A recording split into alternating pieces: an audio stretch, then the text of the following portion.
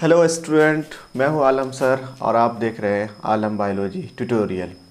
आज जो हम लोग डिस्कस के लिए टॉपिक लिए हैं वो टॉपिक है आपका डीएनए रेप्लिकेशन। ठीक है, हम क्लास 12 का 6 चैप्टर पढ़ रहे हैं, molecular basis of inheritance. Continuously हम इस चैप्टर को पढ़ रहे हैं। ठीक है, तो हम उसमें टॉपिक ऑफ डिस्कशन आज का जो लिए हैं वो है आपका डीएनए रेप्लिकेशन। ठीक है, डीएनए रेप्लिकेशन होता क्या है?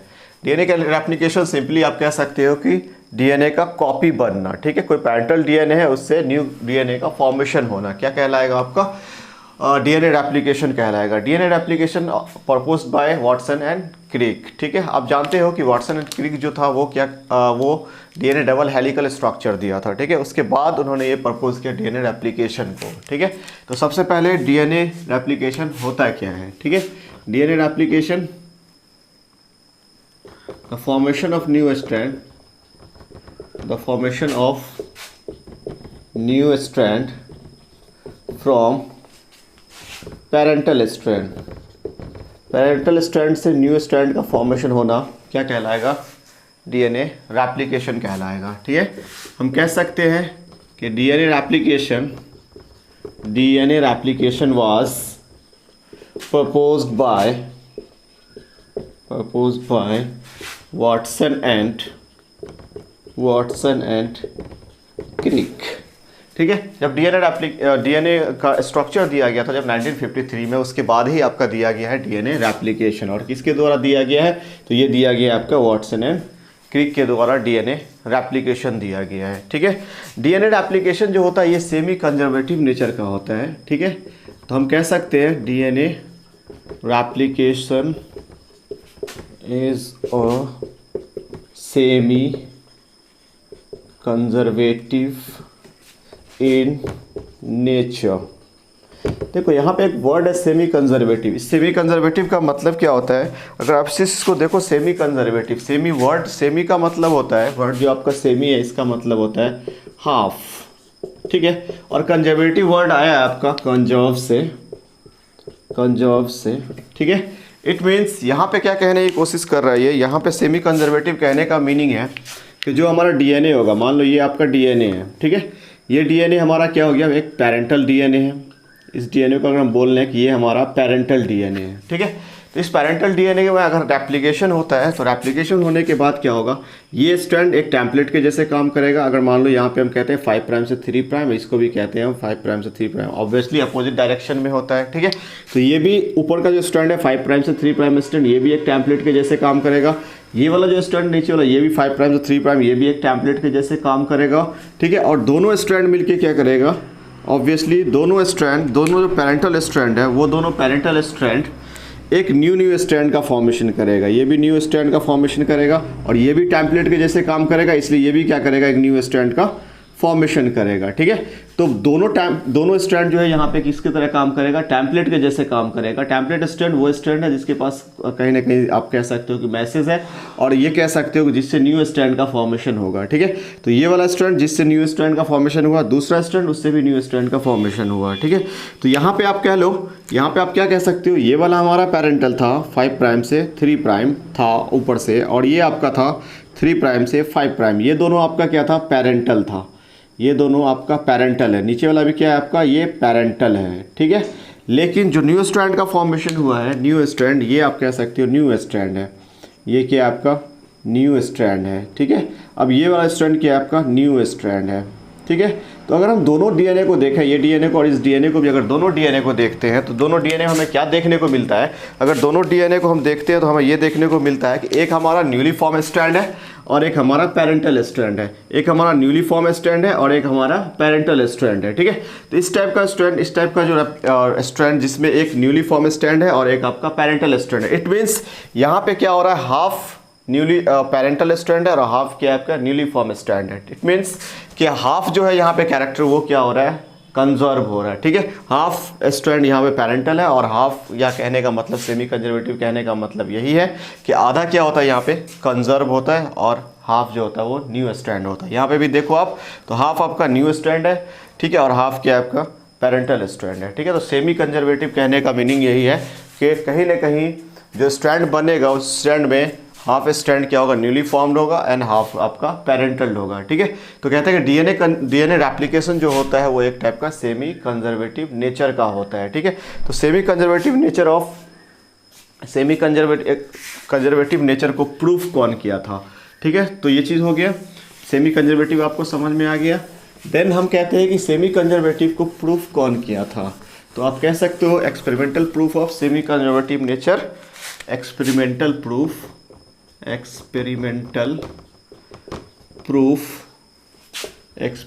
Proof of semi conservative nature of DNA replication.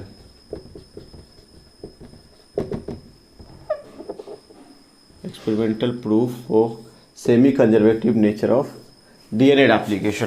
तो डीएनए रेप्लिकेशन का जो सेमी कंजर्वेटिव नेचर था, इसको प्रूफ कौन किया था? तो सबसे पहले ये प्रूफ जो किया गया था वो मेसेल्सन एंड स्थॉल के द्वारा किया गया था 1958 में, ठीक है। तो semi conservative nature of replication जो था उसको प्रूफ किया गया था, किसके द्वारा प्रूफ किया गया था? और सबसे पहले जो प्रूफ किया गया था वो मेसेल्सन एंड स्थॉल के द्वारा प्रूफ किया गया था।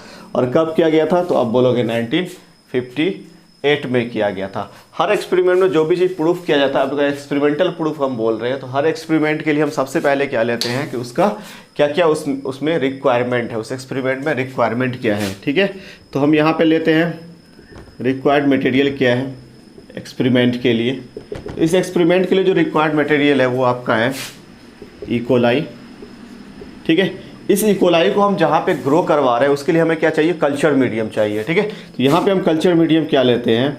NH4Cl, और यहाँ पे NH4 में N क्या है? N15 है, ठीक है। और हम क्या लेते हैं इस एक्सपेरिमेंट के लिए?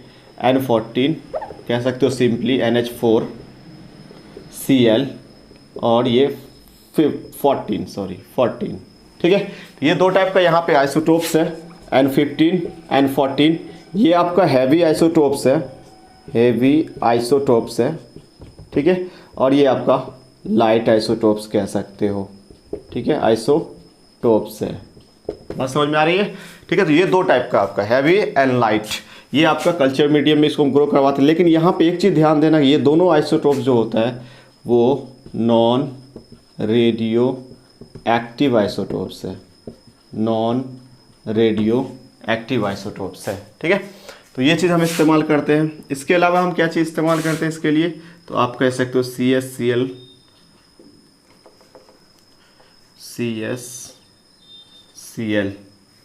सीजियम क्लोराइड, सीधा हम लिख सकते हैं सीजियम क्लोराइड इन सेंट्रीफ्यूगेशन, ठीक है। सेंट्रीफ्यूगेशन प्रोसेस में हम किसका यूज़ करते हैं? CSCl का यूज़ करते हैं, कहीं ना कहीं डेंसिटी ग्रेडियंट को क्रिएट करने के लिए, ठीक है।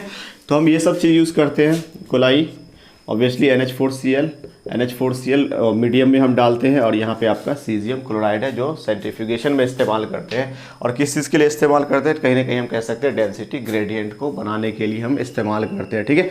क्योंकि यहाँ पे सबसे पहले हम जो इकोलाई को ग्रो करवाएंगे वो इसमें ग्रो करवाएंगे N15 में, देन बाद में हम उसको एक डिफरेंट मीडियम में हम ग्रो करवाएंगे, और हम ये चेक करेंगे कि डिफरेंट जनरेशन में क्या हमारा रिजल्ट आता है, ठीक है। तो सबसे पहले हम क्या करते हैं यहाँ पे? तो ये हमारा रिक्वायर्ड मटेरियल इस एक्सपेरिमेंट के लिए, ठीक है। क्या क्या रिक्वायर्ड मटेरियल है? इकोलाई है, NH4Cl ये हैवी है और ये लाइट है, और फाइनली हमें क्या चाहिए? सीजियम क्लोराइड चाहिए सेंट्रीफ्यूगेशन करवाने के लिए, सेंट्रीफ्यूगेशन ग्रेडियंट को बनाने के लिए, ठीक है।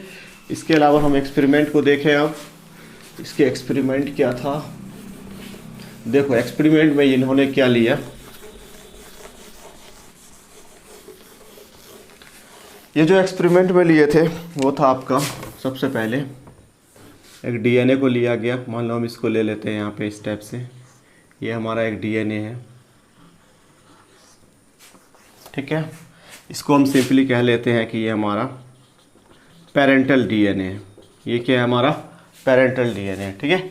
इसको ग्रो करवाया गया। ऑब्वियसली इसको पहले से ग्रो करवाया जा रहा था किसमें, N15 वाले मीडियम में। तो जब N15 वाले मीडियम में ग्रो करवाया जा रहा था तो इसका डीएनए किससे था, N15 से था। ठीक है, अब इसको क्या किया, ट्रांसफ़र कर दिया गया, इस डीएनए को ट्रांसफ़र कर दिया गया किस में, NH4 N14Cl NH4Cl वाले मीडियम में इसको ट्रांसफ़र कर दिया गया। ठीक है, तो हम कह रहे हैं कि सबसे पहले जो हमारा जो बैक्टीरिया था, इकोलाई था, इस इकोलाई को हम किस में ग्रो करवा रहे थे, किस कल्चर मीडियम में ग्रो करवा रहे थे। तो स्टार्टिंग में हम NH4Cl15 वाले में, N15 वाले में हम कहीं ना कहीं इसको ग्रो करवा रहे थे, मतलब हेवी आइसोटोप्स में हम इसको ग्रो करवा रहे थे। ठीक है, जो हेवी आइसोटोप्स में यहाँ पे ग्रो हो रहा था उसके बाद उसको हमने ट्रांसफ़र कर दिया, किस में ट्रांसफ़र कर दिया, N14 वाले में, मतलब जो लाइट हमारे पास आइसोटोप्स था उसमें हम इसको ट्रांसफ़र कर दिए। ठीक है, जब हम इसको ट्रांसफ़र करते हैं और हम कहीं ना कहीं 20 मिनट्स तक इसको रखते हैं। 20 मिनट्स का यहाँ पे क्या मतलब है कि जो इकोलाई होता है उसका जो जनरेशन टाइम होता है वो कितना मिनट्स होता है, 20 मिनट्स होता है। ठीक है, जो इकोलाई है उसका जनरेशन टाइम 20 मिनट्स होता है। ठीक है, तो हम इसको कह सकते हैं कि यहाँ पे हम इसको फर्स्ट जनरेशन करवा रहे हैं, फर्स्ट जनरेशन करवा रहे हैं। ठीक है, जब इसको हम ऐसा करेंगे तो क्या होगा, ये डीएनए रेप्लिकेट करेगा, और जब ये डीएनए रेप्लिकेट करेगा तो हमारा कुछ इस टाइप का स्ट्रैंड आएगा। अगर मान लो हमारा, हम ये कहते हैं कि ये 5 प्राइम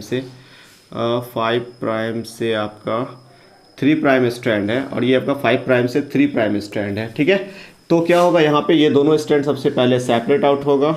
ठीक है, और सेपरेट होने के बाद दोनों के साथ क्यों होगा, दोनों टेम्पलेट के जैसे काम करेगा। ये स्ट्रैंड भी टेम्पलेट के जैसे काम करेगा, ये स्ट्रैंड भी टेम्पलेट के जैसे काम करेगा, और क्या करेगा, यहाँ पे एक न्यू स्ट्रैंड का फॉर्मेशन कर लेगा इस टाइप से। ठीक है, न्यू स्ट्रैंड का फॉर्मेशन कर लेगा।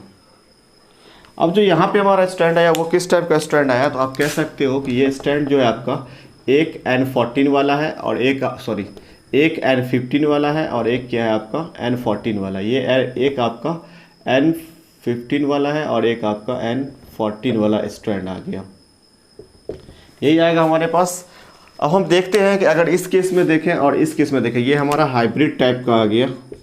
ठीक है, इसमें क्या है आपका, इसमें आप ध्यान दो तो इसमें क्या है, एक आपका पेरेंटल स्ट्रैंड है और एक क्या है आपका न्यूली फॉर्म स्ट्रैंड है। ठीक है, तो यही तो सेमी कंजर्वेटिव का मतलब है। सेमी कंजर्वेटिव का क्या मतलब है कि ऑब्वियसली एक पेरेंटल टाइप का होगा और एक क्या होगा आपका न्यूली फॉर्म डीएनए होगा। ठीक है, इसलिए हम उसको क्या कह लेते हैं, यहाँ पे सेमी कंजर्वेटिव कह लेते हैं। ठीक है, तो यहाँ पे ये हाइब्रिड टाइप का बन गया N14 N15 N14 N15 का ये हाइब्रिड बन गया। ठीक है, देन हम क्या करते हैं फर्दर, हाँ एक चीज़ और, ये तो हमारा हैवी था, तो अगर हम इसको सेंट्रीफ्यूगेशन ट्यूब में डालेंगे, इसको अगर हम सेंट्रीफ्यूगेशन ट्यूब में डालते हैं, ठीक है, तो ऑब्वियसली सेंट्रीफ्यूगेशन के लिए हम क्या लेते हैं, CHCl का ग्रेडियंट लेते हैं, CHCl लेते हैं, इसके अंदर CHCl रख करके हम सेंट्रीफ्यूगेशन करवाते हैं। ठीक है, और सेंट्रीफ्यूगेशन का बेसिस क्या होता है, ऑब्वियसली कहीं ना कहीं ग्रेविटेशनल फोर्स लगता है नीचे की तरफ, और जो हैवी होगा वो नीचे की तरफ जाएगा, जो लाइट होगा वो ऊपर की तरफ आएगा।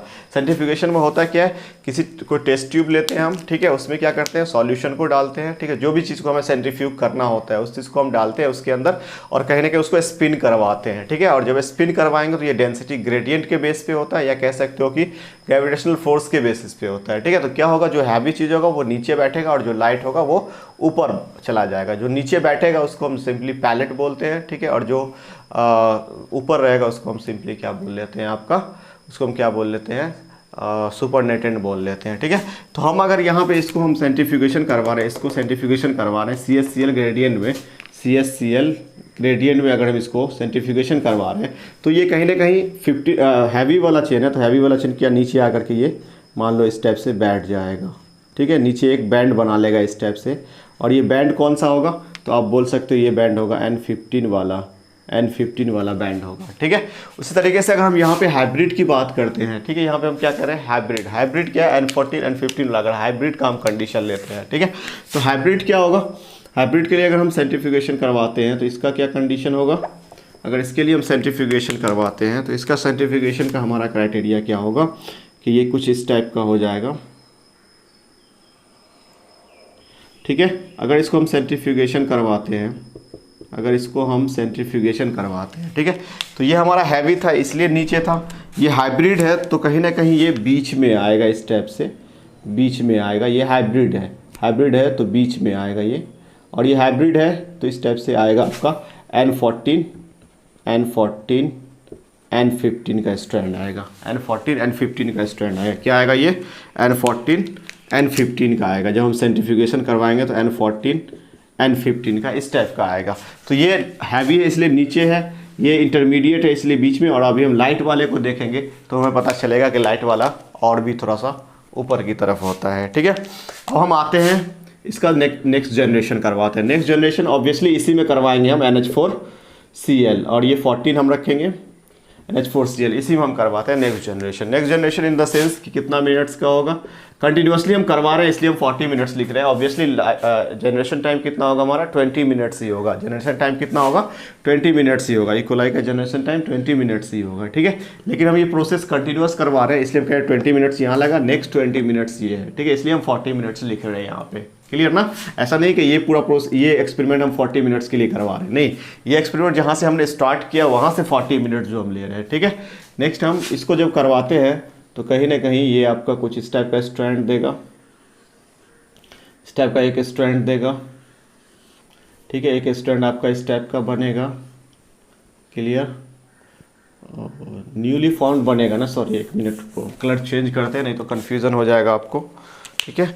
दो न्यूली फॉर्म, क्योंकि इसको हम N14 में फिर से ग्रो करवा रहे हैं। जब N14 में इसको ग्रो करवाएंगे तो हमारा इस टाइप का स्ट्रैंड आएगा एक, इस टाइप का स्ट्रैंड आएगा एक, दूसरा स्ट्रैंड आपका इस टाइप का आएगा, ठीक है। ये दो न्यूली फॉर्म स्टैंड बनेगा, न्यूली फॉर्म स्टैंड बनेगा। देन आपका एक स्ट्रैंड तो ये हो जाएगा आपका, ठीक है, और एक स्ट्रैंड आपका ये हो जाएगा, ठीक है।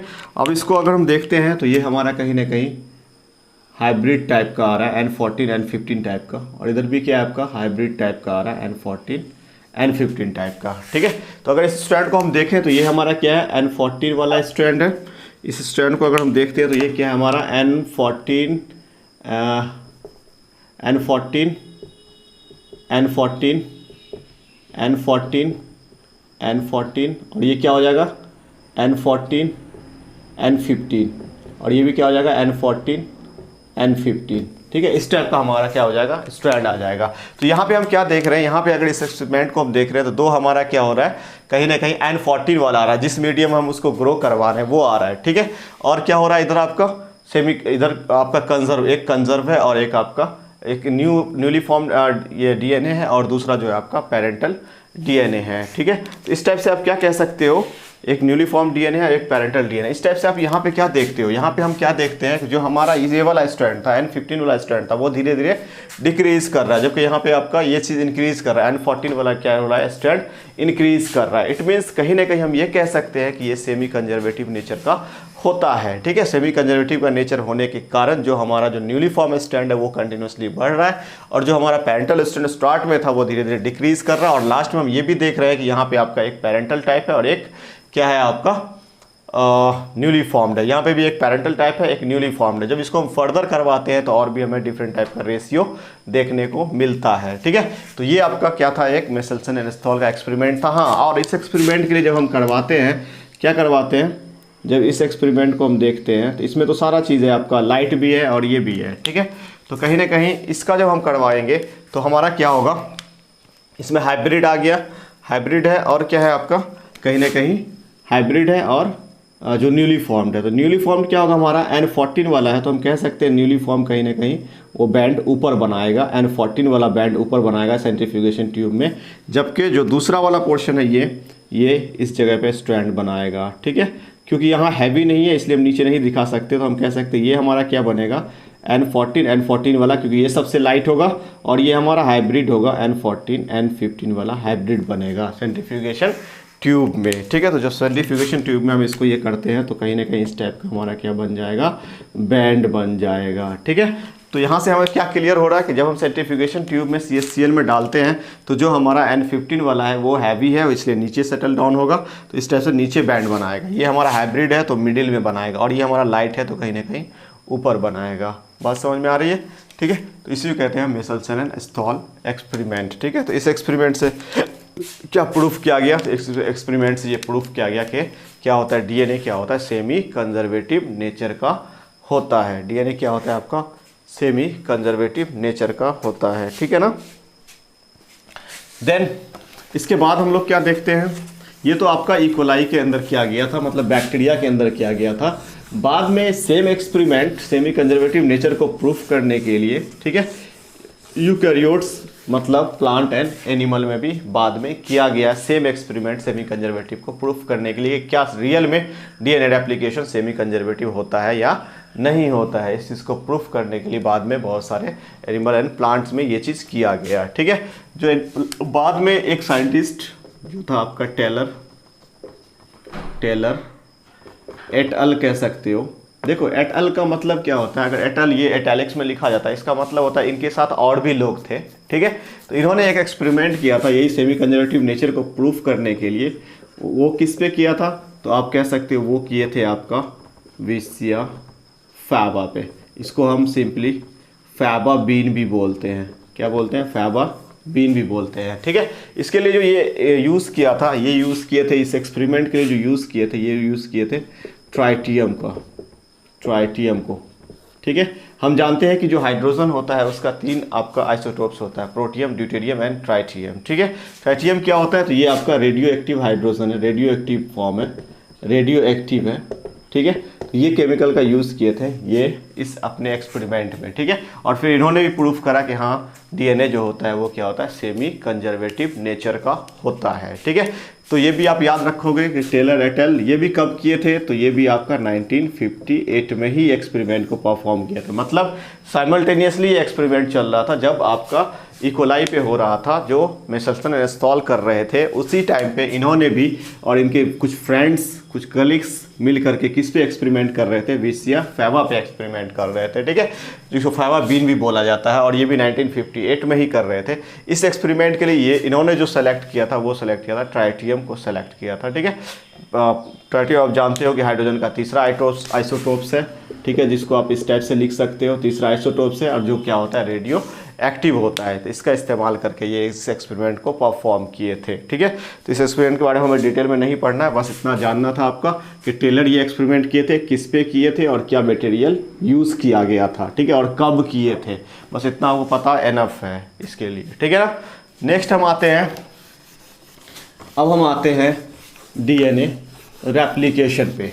अगर हम डीएनए रेप्लिकेशन की बात करते हैं तो हम कहते हैं कि न्यू स्ट्रैंड का फॉर्मेशन होगा। तो डीएनए रेप्लिकेशन में सबसे पहले तो हमें ये जानना होता है कि डीएनए रेप्लिकेशंस में डिफरेंट स्टेप्स होता है, ठीक है। डीएनए रेप्लिकेशंस में डिफरेंट स्टेप्स होता है, ठीक है। 3 मेजर स्टेप्स होता है डीएनए रेप्लिकेशन में, 3 major steps in DNA replication. DNA replication में 3 मेजर स्टेप होता है, ठीक है। अगर हम बात करें कौन कौन सा मेजर स्टेप होता है तो आप बोलोगे इसमें होता है सर इनिशिएशन, और क्या होता है इसमें दूसरा, इसमें होता है इलोंगेशन, एंड थर्ड वन है इसमें आपका टर्मिनेशन। ठीक है। तो मेन जो मेजर स्टेप्स है वो ये है, ठीक है। इसके अंदर हम कुछ और भी टॉपिक को डिस्कस करेंगे कि इसके अंदर और क्या क्या आएगा, लेकिन मेजर स्टेप्स आपका यही है कि इनिशिएट होगा रेप्लिकेशन, इलोंगेट होगा और फाइनली जाकर के वो टर्मिनेट होगा, जिसमें ये टर्मिनेशन के बारे में आपकी बुक में कुछ भी नहीं दिया हुआ है, नथिंग। तो टर्मिनेशन हम लोग नहीं पढ़ेंगे, ठीक है।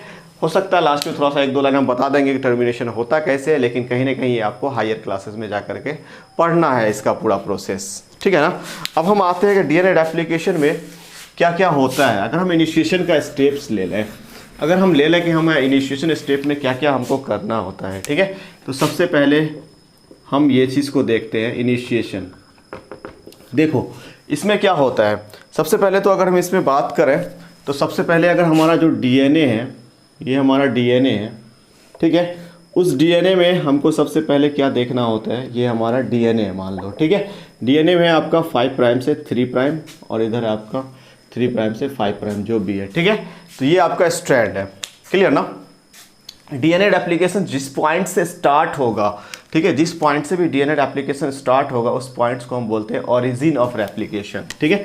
मान लो डीएनए रेप्लिकेशन आपका यहाँ से स्टार्ट होता है, यहाँ से स्टार्ट होता है, तो जिस पॉइंट से स्टार्ट होगा उसको हम बोलेंगे origin of replication, origin of replication, ठीक है, ओरिजिन ऑफ रेप्लिकेशन। मतलब या हम इसको सिंपली ये भी बोल लेते हैं ओरिसाइट, ओरिसाइट मतलब वो साइट जहाँ से क्या होगा रेप्लिकेशन स्टार्ट होगा, उसको हम क्या बोलेंगे, ओरिसाइट बोलेंगे, ठीक है। तो अब इसका खासियत क्या है, ये ओरिजिन ऑफ रेप्लिकेशन का क्या मतलब मेन चीज़ है कहाँ क्यों यहीं से स्टार्ट होगा, दूसरी जगह से स्टार्ट क्यों नहीं होगा, ठीक है।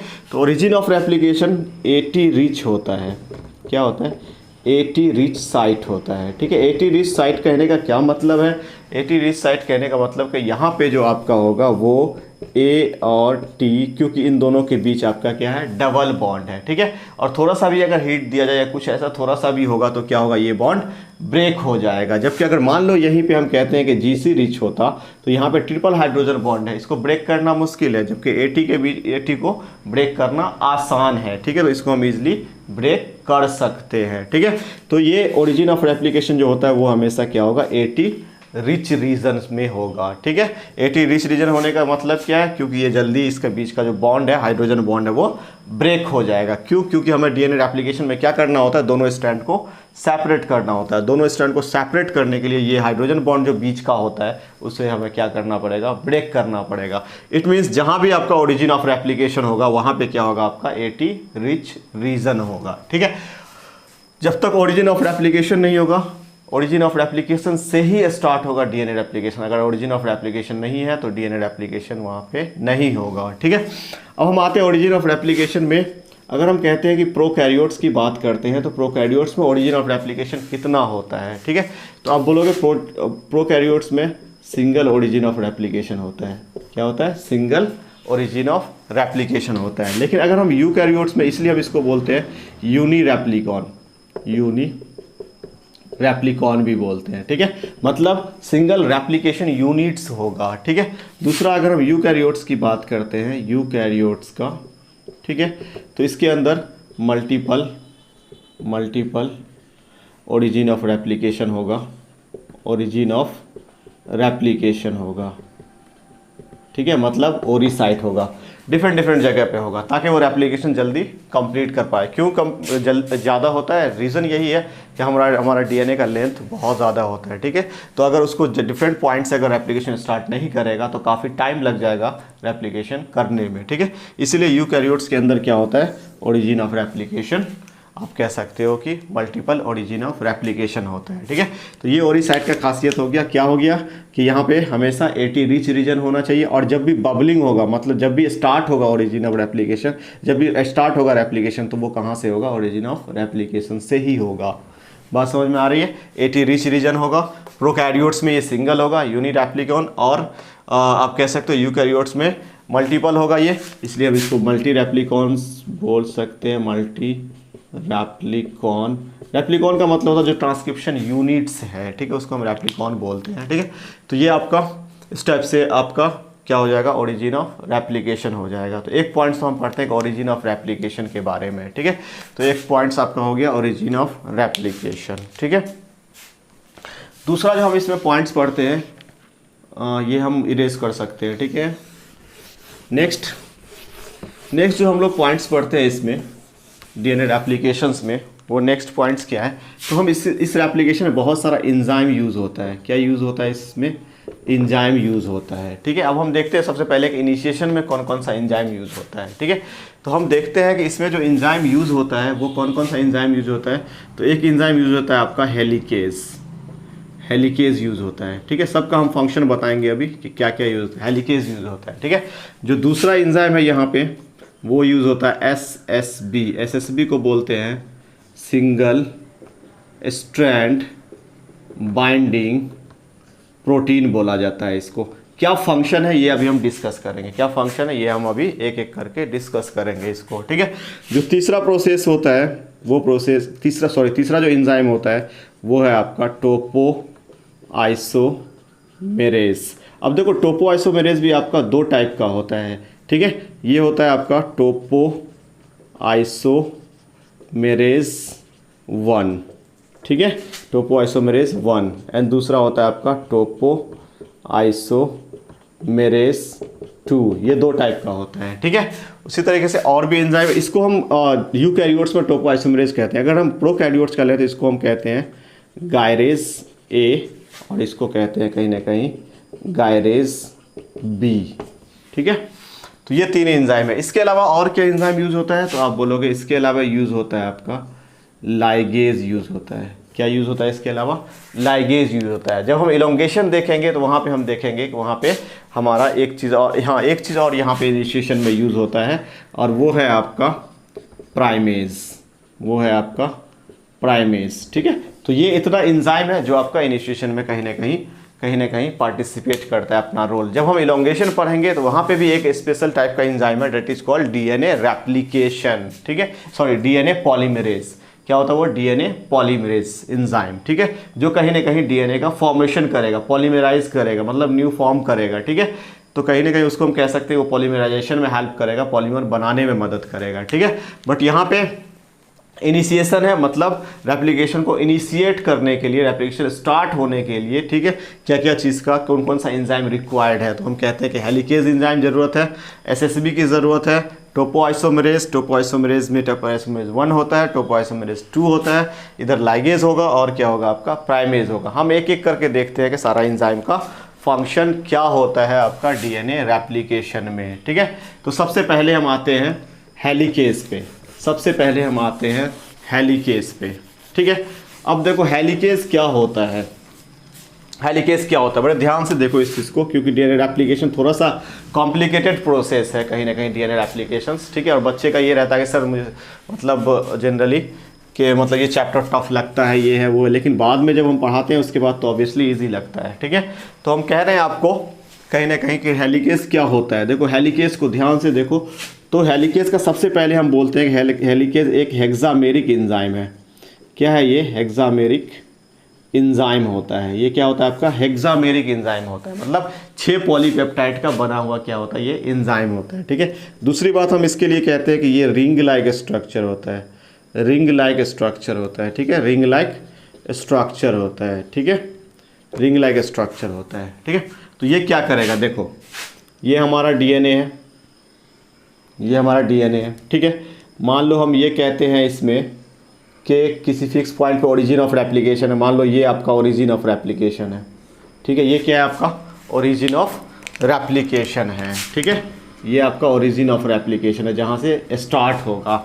अब हम क्या कहते हैं यहाँ पे, ये आपका मान लो 5 प्राइम से 3 प्राइम स्ट्रैंड है, और ये आपका 5 प्राइम से 3 प्राइम स्ट्रैंड है, ठीक है। तो ये डीएनए जो हेलिकेज है इसका क्या काम होगा? देखो हेलिकेज क्या करेगा, जो ओरिजिन ऑफ रेप्लिकेशन, यहाँ पे सबसे पहले बबलिंग होगा। देखो ओरिजिन ऑफ रेप्लिकेशन में होगा क्या, हम नेक्स्ट स्टेप भी ले लेते हैं इसका। ओरिजिन ऑफ रेप्लिकेशन में क्या होगा, ये जो स्ट्रैंड है, ये स्ट्रैंड कहीं ना कहीं यहाँ पे इस टाइप से बबल्स बन जाएगा, ठीक है, इस टाइप से बबलिंग हो जाएगा। कहने का मीनिंग ये है कि यहाँ पे इस टाइप का बबल बन जाएगा, ठीक है। ओरिजिन ऑफ रेप्लिकेशन वहाँ पे बबल्स टाइप का स्ट्रक्चर। बबल्स क्यों बनेगा? क्योंकि इन दोनों के बीच का जो हाइड्रोजन बॉन्ड था, एटी रिच रीजन है, दोनों के बीच का जो हाइड्रोजन बॉन्ड है वो टूट चुका है। जब टूटेगा तो ये क्या होगा, आप मतलब सेपरेट होने की कोशिश करेगा, ठीक है। तो उस कंडीशन में क्या होगा, बबल्स का फॉर्मेशन होगा। और जब ये बबल्स बन जाता है ओरिजिन ऑफ रेप्लिकेशन वाले साइट पे, ठीक है, ओरिजिन ऑफ रेप्लिकेशन वाले साइट्स पे, देन क्या होता है आपका जो ये हेलिकेज एंजाइम है वो बाइंड करता है, वो रिंग लाइक स्ट्रक्चर होता है, वो जाकर के यहाँ पे फंस जाता है इस टाइप से, ठीक है। और रिंग लाइक स्ट्रक्चर, अगर मान लो कोई एक बड़ा सा रस्सी है, ठीक है, उस रस्सी में क्या करो आप, बीच में कहीं पे एक रिंग फंसा दो, ठीक है। और रिंग फंसाने के बाद क्या करता है, क्या करो आप, उसको ऐसे खींचो। जब उसको खींचोगे तो क्या होगा, उसके आगे का जितना भी चीज़ होगा वो क्या होगा, अनफोल्ड होता चला जाएगा।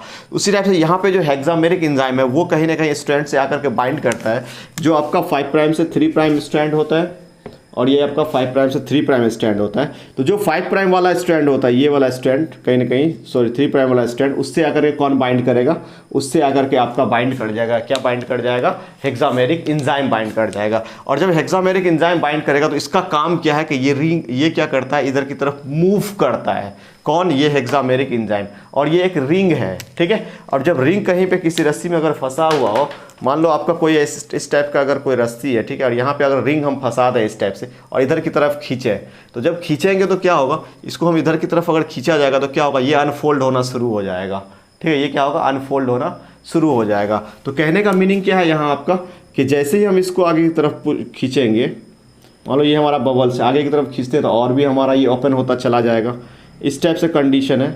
मान लो हम रिंग को आगे की तरफ खींच दिए, ये रिंग जो था, इस रिंग को हम इधर की तरफ पुश किए, ये रिंग जो था इस आगे की तरफ पुश हो, ये जैसे ही इसकी तरफ मूव करेगा रिंग, तो क्या होगा, ये बबल्स और लंबा हो जाएगा और ये ओपन होता चला जाएगा। बात समझ में आ रही है। अब रिंग कहाँ पे आ गया आपका, तो आप कहोगे रिंग इस जगह पे आ गया, ठीक है। और रिंग ये क्या है, तो ये कुछ नहीं है, ये एक हेलिकेज इंजाइम है, ठीक है। तो हेलिकेज इंजाइम का काम क्या होता है, हम कहते हैं कि ये रिंग लाइक स्ट्रक्चर है और हेक्सामेरिक होता है। ये यहाँ पे आकर के ऑब्वियसली अटैच होता है और अटैच होने के बाद उसको क्या करता है, इधर की तरफ खींचता है। जैसे ही इधर की तरफ ये जाएगा तो ये क्या करेगा, आगे का जो भी डीएनए उसको अनफोल्ड करता हुआ चला जाएगा, ठीक है। आगे की तरफ क्या करता चला जाएगा, अनफोल्ड करता हुआ चला जाएगा। बात समझ में आ रही है। इस तरीके से कहीं ना कहीं ये बबल्स का साइज इंक्रीज करेगा, ठीक है, बबल्स का साइज इंक्रीज करेगा। लेकिन डर इस चीज़ का भी है कि ये बबल्स का साइज जब इंक्रीज करेगा, किसी भी रस्सी को अगर हम करते हैं तो रस्सी को अगर हम आगे की तरफ खींचते हैं, ठीक है, और हमारा अगर बहुत बड़ा सा रस्सी है, ठीक है, उसको अगर आगे की तरफ हम खींचते हैं तो क्या होता है, चांसेस क्या रहता है कि जो पीछे वाला पोर्शन है जिसको हमने छोड़ चुके हैं, आगे बढ़ चुके हैं, तो वो फिर से क्वाइलिंग हो जाए, उसमें क्या हो जाए, फिर से क्वाइलिंग हो जाए, ठीक है। तो कहीं ना कहीं ये बबल्स जब लार्ज बबल्स बनेगा तो ये फिर से क्या होगा, पीछे से, ये पीछे वाले साइड से फिर से मे भी हो सकता है ये क्वाइलिंग स्टार्ट कर दे। तो इस क्वाइलिंग से बचने के लिए हम नेक्स्ट प्रोटीन का इस्तेमाल करते हैं और वो प्रोटीन है आपका SSB, जिसको हम बोलते हैं सिंगल स्ट्रैंड बाइंडिंग प्रोटीन, ठीक है। तो वो किस चीज़ को बचाएगा, वो निगेटिव क्वाइलिंग को बचाएगा। मतलब हम जो अनक्वाइल कर दिए हैं पीछे का पोर्शन, वो फिर से क्वाइल ना हो जाए, उससे बचने के लिए हम किस चीज़ का इस्तेमाल करते हैं, SSB का इस्तेमाल करते हैं, सिंगल स्ट्रैंड बाइंडिंग प्रोटीन का इस्तेमाल करते हैं, ठीक है। कैसे करते हैं तो ये हम इसमें देखते हैं, अगला स्टेप्स में हम देखें, ठीक है। तो ये हमारा स्टेप से हो गया, क्लियर ना। तो ये हेक्सामेरिक एंजाइम का काम हो गया कि ये कहीं ना कहीं कॉइल को ख़त्म करता है और कह सकते हो आप कि अनकॉइल करता है डीएनए को, ठीक है, आगे मूव करके ये उसको अनकॉइल करता है, ठीक है। अब हम दूसरे एंजाइम पे आते हैं, दूसरे एंजाइम पे आते हैं, ठीक है। तो दूसरा एंजाइम क्या होगा आपका, SSB होगा, ठीक है। इसको हम मिटाएं, ओके, ठीक है। तो दूसरा जो आपका होगा वो क्या होगा, SSB होगा। देखो SSB का क्या काम है, सिंगल स्ट्रैंड बाइंडिंग प्रोटीन। दूसरा एंजाइम होगा आपका SSB। SSB को हम बोलते हैं सिंगल स्ट्रैंड बाइंडिंग प्रोटीन। इसको क्या बोलते हैं हम, इसको बोलते हैं हम सिंगल स्ट्रैंड बाइंडिंग प्रोटीन। इसकी हम बात करते हैं, सिंगल स्ट्रैंड बाइंडिंग प्रोटीन का, ठीक है। देखो ये क्या कर रहा है, हम स्टार्ट में हम क्या बोले आपको, स्टार्ट में हम बोले कि ये जो आपका है इस टाइप का डीएनए है, ठीक है, और इस डीएनए में यहाँ बबल्स बना, ओरिजिन ऑफ रेप्लिकेशन, ठीक है। उसके बाद यहाँ पे हेक्सामेरिक एंजाइम आया, ठीक है, हेक्सामेरिक एंजाइम आया यहाँ पे, और हेक्सामेरिक एंजाइम इसको आगे की तरफ पुश कर रहा है, मतलब अनकॉइल कर रहा है, ठीक है। जब ये अनकॉइल कर रहा है तो कुछ आपका इस टाइप का स्ट्रक्चर आगे आ गया कि ये आपका इस टाइप से हो गया, बबल्स बन गया लंबा सा, ठीक है, ये इस टाइप का बबल्स बन गया मान लो, ठीक है, ये आपका बबल्स बन गया इस टाइप से, इस टाइप से बबल बन गया, ठीक है। आपका हेक्सामेरिक एंजाइम कहाँ पे है, तो हेक्सामेरिक एंजाइम जो है आपका हेलिकेज जो है वो यहाँ पे आ गया, ठीक है, और आगे बबल्स कर सकता है। अब मान लो इसको आगे की तरफ हम खींच रहे हैं तो ये वाला स्ट्रैंड यहाँ पर से फिर से मे भी ये क्वाइलिंग स्टार्ट ना कर दे, तो उससे बचने के लिए यहाँ पे क्या लगा दिया जाता है, यहाँ पे आ जाता है आपका SSB। क्या आ जाता है, SSB। और SSB क्या, सिंगल स्ट्रैंड बाइंडिंग प्रोटीन है, सिंगल स्ट्रैंड पे ये बाइंड करेगा और प्रिवेंट करेगा, किस चीज़ को प्रिवेंट करेगा, निगेटिव क्वाइलिंग को प्रिवेंट करेगा, ठीक है। तो SSB बाइंड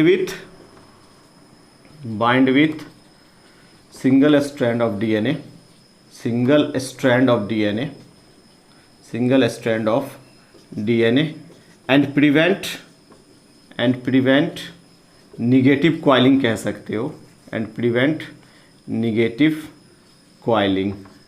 तो निगेटिव क्वाइलिंग को ये क्या करेगा, प्रिवेंट करेगा। किसको प्रिवेंट करेगा, ये निगेटिव क्वाइलिंग। कहने का मीनिंग क्या है कि आगे की तरफ हम जब हेक्सामेरिक एंजाइम मूव कर रहा है तो ये बबल्स का साइज इंक्रीज करता जा रहा है, तो हो सकता है कि फिर से पीछे से ये क्वाइलिंग स्टार्ट कर दे, क्योंकि ये पहले क्वाइल था, ठीक है। तो कहीं ना कहीं फिर से ये क्वाइलिंग कर सकता है पीछे से क्वाइलिंग से बचने के लिए हम इस पर क्या लग जाता है, इस पर SSB प्रोटीन लग जाता है, सॉरी, ठीक है। तो SSB प्रोटीन क्या करेगा, इसको निगेटिव क्वाइलिंग से बचा देगा, ठीक है। बात समझ में आ रही है। तो ये हेलिकेज का फंक्शन हो गया कि हेलिकेज क्या करेगा, इसको अनकॉइल करेगा, और दूसरा आपका SSB का फंक्शन हो गया कि अनकॉइल करने के बाद पीछे से फिर से क्वाइलिंग ना हो जाए, उससे बचने के लिए उस पर क्या होता है, SSB प्रोटीन इस्तेमाल किया जाता है, वो करता है। ऑब्वियसली एसएसबी प्रोटीन इस्तेमाल होता है। ठीक है, बात समझ में आ रही है एसएसबी का। अब तीसरा हम आते हैं एसएसबी के बाद, तीसरा है आपका टोपो आइसोमेरेज। तीसरा एंजाइम क्या है आपका? टोपो आइसोमेरेज। ये सारा का सारा एंजाइम आपका इनिशिएशंस में ही लगेगा। ठीक है, तो हम कहते हैं तीसरा आपका एंजाइम है, और तीसरा है आपका टोपो आइसोमेरेज। टोपो आइसोमेरेज, देखो टोपो आइसोमेरेज जो होता है ये न्यूक्लियस टाइप का एंजाइम है। न्यूक्लियस एंजाइम क्या होगा? जो कहीं ना कहीं इसको डीएनए को कट करने वाला होगा, डीएनए को कट करने वाला होगा, उसको हम न्यूक्लियस एंजाइम कहते हैं। तो ये एक न्यूक्लियस एंजाइम टाइप का है, और हम अभी बता रहे थे कि इसका दो टाइप होता है, एक टोपो आइसोमेरेज 1 होता है और एक आपका टोपो आइसोमेरेज 2 होता है। इसका क्या मतलब है? देखो इसका मतलब है कि ये सिंगल स्ट्रैंड को बाइंड करेगा, ये सॉरी सिंगल स्ट्रैंड कटिंग करेगा, आप कह सकते हो सिंगल स्ट्रैंड कटिंग करेगा ये, ठीक है, एंड रिज्वाइन फिर कर देगा, सॉरी कटिंग करेगा सिंपली, ठीक है। रिज्वाइन करने के लिए हमें लाइगेज चाहिए होता है, ठीक है। और यहाँ पे ये बोथ स्ट्रैंड को कट करेगा, बोथ स्ट्रैंड कटिंग करेगा ये, ठीक है, दोनों स्ट्रैंड को ये कटिंग करेगा, ठीक है। यहाँ पे no ATP required, no ATP required, यहाँ पे कोई एटीपी की रिक्वायरमेंट नहीं है, और यहाँ पे एटीपी रिक्वायर्ड होगा, ठीक है। यहाँ पे क्या होगा? एटीपी का रिक्वायरमेंट होगा। बात समझ में आ रही है? ठीक है। अब देखो इसका क्या मतलब है, टोपो आइसोमेरेज करता क्या है, ठीक है। तो हम यहाँ पे इसको इस तरीके से समझे, ठीक है, कि एक लंबा सा रस्सी है हमारे पास, ठीक है, एक लंबा सा रस्सी है हमारे पास, ठीक है। उसको हम क्या कर रहे हैं? यहाँ से अनकॉइल कर रहे हैं, ठीक है। जब अनकॉइल कर रहे हैं, ये लंबा सा रस्सी है, बहुत बड़ा रस्सी है, आगे की तरफ और भी है, ठीक है, बहुत लंबा सा रस्सी है, ठीक है। जब इसको हम अनकॉइल करते हैं तो हम देखते हैं कि इस साइड वाला जो फ्रंट साइड वाला, ठीक है, फ्रंट साइड वाला जो पोर्शन है, ठीक है, वो उस पोर्शन में क्या होता है, जो लंबा सा रस्सी है वो आपस में क्वाइलिंग करने लगता है, इस साइड वाला जो रस्सी है, क्योंकि कहीं ना कहीं उसमें एक टाइप का आपका क्या कह सकते हो पॉजिटिव क्वाइलिंग डेवलप होगा। पॉजिटिव क्वाइलिंग क्यों डेवलप होगा?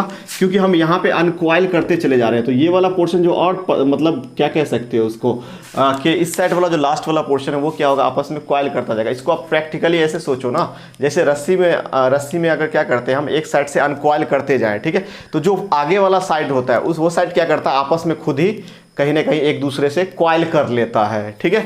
जैसे आप इस तरीके से समझो इसको, यहाँ से हम मान लो हम बबल्स लेते हैं, ये हमारा बबल्स है, मान लो आप थोड़ा सा बबल्स को साइड ये कर रहे हैं, ठीक है, ये हमारा बबल्स है मान लो, ठीक है।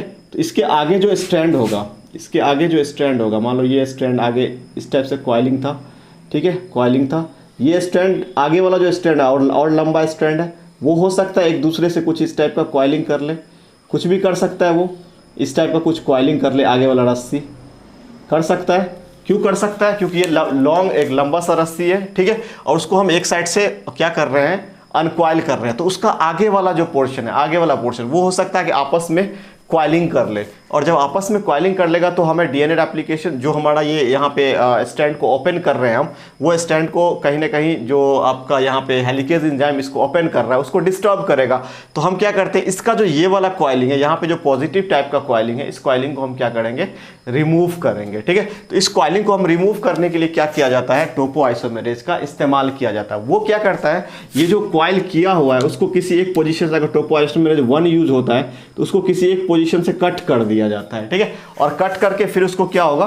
अनलॉक करेगा, नॉर्मल पोजीशन पे लाएगा, और नॉर्मल पोजीशन पे लाने के बाद फिर से उसको क्या करेगा? यहाँ पे ऐड कर दिया जाएगा, फिर से ऐड होगा तो फिर स्ट्रैंड क्या हो जाएगा? स्ट्रेट हो जाएगा। फिर जब हम क्वाइलिंग करेंगे, फिर हम जब इसको अनक्वाइल करेंगे तो फिर हो सकता है फिर से क्वाइल बन जाए, तो फिर से उसको कट किया जाएगा और फिर से नॉर्मल पोजीशन पे अनक्वाइल किया जाएगा और फिर से वहाँ पे अटैच कर दिया जाएगा, ठीक है। तो ये जो प्रोसेस चलता है, ये जो करता है वो कौन करता है? आपका टोपो आइसोमेरेज करता है। तो ये दोनों कंडीशन हो सकता है कभी दोनों स्ट्रैंड को कट करके, जब बहुत ज़्यादा क्वाइलिंग है नहीं हो रहा है तो दोनों स्ट्रैंड को कट कर दिया जाएगा और फिर उसको नॉर्मल पोजीशन पे लेकर के फिर उसको अटैच कर दिया जाएगा। तो अटैच करेगा आपका लाइगेज, अटैच कौन करेगा? लाइगेज अटैच करेगा, इसलिए हम उसको मॉलिक्यूलर ग्लू बोलते हैं, ठीक है। तो अटैचमेंट का काम किसका? लाइगेज का काम है, ठीक है। बट ये क्या करेगा? टोपो आइसोमेरेज क्या करेगा? उसको कट करेगा और कट करके अनकॉइल कर देगा, ठीक है। फिर अटैच कौन करेगा? लाइगेज करेगा। बात समझ में आए? आई होप सो, ठीक है। तो टोपो आइसोमेरेज का काम क्या है? जो आगे की तरफ पॉजिटिव क्वाइलिंग हो रहा था उस क्वाइलिंग को वो क्या करेगा? कट करेगा, और कट करने के बाद फिर से उसको नॉर्मल पोजीशन पे लेकर के आएगा, ताकि जो यहाँ पे हमारा हेक्सामेरिक एंजाइम काम कर रहा है उसको डिस्टर्बेंस ना हो। बात समझ में आ रही है? ठीक है। तो ये है आपका टोपोआइसोमेरेज का काम, ठीक है, ये है आपका टोपोआइसोमेरेज का काम। सेम टोपोआइसोमेरेज 1 को हम गायरेज ए कहते हैं और टोपोआइसोमेरेज 2 को हम गायरेज बी कहते हैं, किस में, प्रोकैरियोट्स में, ठीक है ना। नेक्स्ट आपका जो चौथा एंजाइम था, और वो चौथा एंजाइम क्या था, तो जो फोर्थ एंजाइम था वो था आपका लाइगेज। और लाइगेज को हम जानते हैं कि लाइगेज क्या होता है, इसको हम बोलते हैं मॉलिक्यूलर ग्लू बोलते हैं, ठीक है, मतलब ये चिपकाने में काम आएगा, ठीक है, मतलब डीएनए को जोड़ने में काम आएगा। जो स्ट्रैंड है उसको हम कट करेंगे तो उसको जोड़ने का काम किसका है, लाइगेज का है। तो लाइगेज का काम तो आप जानते हो, लाइगेज का काम क्या है, सिंपली जोड़ने का है। और एक लास्ट में एंजाइम हम बताए थे, और वो बताए थे आपको प्राइमेज। क्या बताए थे आपको हम, प्राइमेज बताया था, ठीक है, ये फोर्थ था और ये फिफ्थ था, प्राइमेज बताया था, ठीक है। प्राइमेज क्या होता है, ठीक है, प्राइमेज कहीं ना कहीं आरएनए प्राइमर फॉर्मेशन करेगा, आरएनए प्राइमर फॉर्मेशन करेगा, ठीक है। आरएनए प्राइमर का ये फॉर्मेशन करेगा, किसका फॉर्मेशन करेगा, ये आरएनए प्राइमर का फॉर्मेशन करेगा। बात समझ में आ रही है ना आपको, ये आरएनए प्राइमर का फॉर्मेशन। देखो आरएनए प्राइमर क्या होता है, तो आरएनए प्राइमर आप कह सकते हो small RNA, small nucleotide sequence of RNA, small nucleotide sequence of RNA है, ठीक है। और ये ज़रूरत किस चीज़ के लिए होता है, तो ये हमारा कह सकते हैं कि रेप्लिकेशन को स्टार्ट करने के लिए ज़रूरत होता है आरएनए प्राइमर का, ठीक है। अभी हम प्रोसेस देखेंगे तो हम देखेंगे कहाँ पे आरएनए प्राइमर इस्तेमाल होता है, ठीक है। तो आरएनए प्राइमर क्या है, एक स्मॉल न्यूक्लियोटाइड सीक्वेंस है, किसका, आरएनए का, स्मॉल न्यूक्लियोटाइड सीक्वेंस है आरएनए का, उसको हम बोलते हैं आरएनए प्राइमर। इसमें अगर हम कह दो बेस पेयर कितना होगा, तो इसका डिफरेंट बुक में डिफरेंट रेंज होता है, फिर भी एक बेसिक रेंज है आपका कि 4 to 12 न्यूक्लियोटाइड का बना हुआ होगा। कितना, 4 to 12 न्यूक्लियोटाइड का बना हुआ होगा, ठीक है। और अभी हम देखेंगे स्ट्रैंड को, तो ये हम कह सकते हैं कि ये आपका 3 प्राइम स्ट्रैंड जो होता है डीएनए का, वहाँ बाइंड करेगा। हम अभी स्ट्रक्चर में देखेंगे 3 प्राइम स्ट्रैंड जो होगा डीएनए का वहाँ पे बाइंड करेगा। क्यों, क्योंकि वहाँ से उसको क्या करना है, रेप्लिकेशन को स्टार्ट करना है, ठीक है। तो ये इस टाइप से बाइंड करेगा, ठीक है। तो हम कह लेते हैं कि प्राइमेज आरएनए प्राइमर का फॉर्मेशन करेगा, ठीक है। आरएनए प्राइमर होता है क्या है, तो आप कहोगे small nucleotide sequence of RNA है, ठीक है, जिसका बेस पेयर कितना होता है, 4 to 12 न्यूक्लियोटाइड का होता है। और डीएनए किस स्ट्रैंड से बाइंड करता है, तो आप बोलोगे 3 प्राइम स्ट्रैंड से ये बाइंड करता है, ठीक है। अभी हम देखते हैं कैसे बाइंड करता है, क्लियर ना। तो ये सारा चीज़ आपका इनिशिएशन में आता है, क्लियर। प्रोसेस अभी हम देखेंगे सबको कैसे क्या करता है, ठीक है ना, कैसे होता है रेप्लिकेशन, ये अभी हम लोग देखेंगे, ठीक है ना। नेक्स्ट जो हम लोग आते हैं, ये चीज़ तो आपका हो गया डीएनए रेप्लिकेशन का इनिशिएशन स्टेप्स, ठीक है। अब हम लोग इसमें क्या देखते हैं, हाँ एक चीज़ और देखते हैं इनिशिएशन स्टेप्स में, और वो है आपका activation of nucleotide, activation of nucleotide, activation of nucleotide, ठीक है। न्यूक्लियोटाइड का यहाँ पे एक्टिवेशन क्या है, न्यूक्लियोटाइड कह लो या डीऑक्सी राइबो न्यूक्लियोटाइड कह लो, क्योंकि हम डीएनए की बात कर रहे हैं तो हम कहते हैं डीऑक्सी राइबो न्यूक्लियोटाइड, इसका एक्टिवेशन की हम बात करते हैं, ठीक है। इसका एक्टिवेशन से यहाँ पे क्या मतलब है, जो हमारा न्यूक्लियस होता है ना, तो न्यूक्लियस के अंदर जो हमारा डीऑक्सी राइबो न्यूक्लियोटाइड पाया जाता है, ये डीऑक्सी राइबो न्यूक्लियोटाइड कहीं ना कहीं मोनोफॉस्फेट के फॉर्म में पाया जाता है। मोनोफॉस्फेट का मतलब जैसे मान लो आपका एएमपी है, ये AMP adenosine monophosphate, AMP, CMP, GMP, TMP, इस टाइप से पाया जाता है कहाँ पे, हमारे न्यूक्लियस के अंदर, ठीक है। लेकिन डीएनए रेप्लिकेशन में हमें ज़रूरत किस चीज़ का है, तो डीएनए रेप्लिकेशन में हमें इसका ट्रिपलेट फॉर्म की ज़रूरत है, मतलब ट्राइफॉस्फेट की ज़रूरत है। किसकी ज़रूरत है, हमें ट्राइफॉस्फेट की ज़रूरत है, ठीक है। क्यों ट्राइफॉस्फेट की ज़रूरत है, ये अभी आपको हम बता रहे हैं, ठीक है। तो हम सबसे पहले हम क्या करते हैं, इसको ट्राइफॉस्फेट्स में कन्वर्ट करते हैं। अगर ट्राइफॉस्फेट्स में इसको हम कन्वर्ट करें तो हम सिंपली यूज़ कर लेते हैं H3PO4, ठीक है। जब ये करेंगे तो ये क्या हो जाएगा आपका ATP हो जाएगा, ये क्या हो जाएगा आपका CTP हो जाएगा, ठीक है, ये क्या हो जाएगा आपका GTP हो जाएगा, और ये आपका क्या हो जाएगा TMP हो जाएगा, ठीक है। सबके आगे हम D लगा दें, क्योंकि कहीं ना कहीं ये क्या है आपका डीऑक्सी है, क्या है, डीऑक्सी है, ठीक है, डीऑक्सी है, क्योंकि डीएनए में इस्तेमाल हो रहा है, ठीक है। अब हम कहते हैं कि हमें ये एक्टिवेशन करने की ज़रूरत क्यों पड़ी, इस प्रोसेस को हम कहीं ना कहीं बोलते हैं न्यूक्लियोटाइड एक्टिवेशन, ठीक है।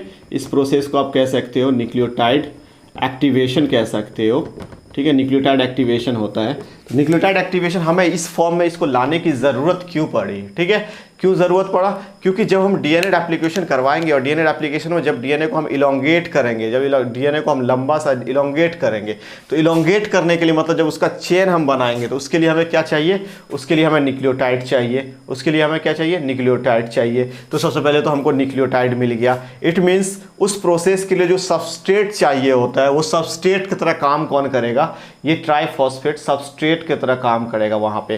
तो ये ट्राइफॉस्फेट का एक काम, पहला काम तो हो गया ट्राइफॉस्फेट का। ये ट्राइफॉस्फेट का फर्स्ट वर्क क्या हो गया कि ये act as substrate, triphosphate act as substrate for replication process के लिए जो सबस्ट्रेट का ज़रूरत है वो सबस्ट्रेट का काम कौन करेगा, ये एटीपी करे, ये मतलब ट्राइफॉस्फेट करेगा। इसका दूसरा फंक्शन भी होता है कि it provide energy during polymerization. तो कहने का मीनिंग क्या है कि जब डीएनए का इलोंगेशन हो रहा होगा, ठीक है, उस टाइम पे क्या होगा, आपका एटीपी आएगा, जीटीपी आएगा, सीटीपी आएगा, सिंपली बोल लेते हैं हम इसको एनटीपी आएगा। एनटीपी न्यूक्लियोटाइड ट्राइफॉस्फेट, क्या बोलते हैं, एनटीपी आएगा। एनटीपी का मतलब न्यूक्लियोटाइड ट्राइफॉस्फेट, मतलब जो भी ट्राइफॉस्फेट है वो किस फॉर्म में आएगा, न्यूक्लियोटाइड ट्राइफॉस्फेट के फॉर्म में आएगा, ठीक है।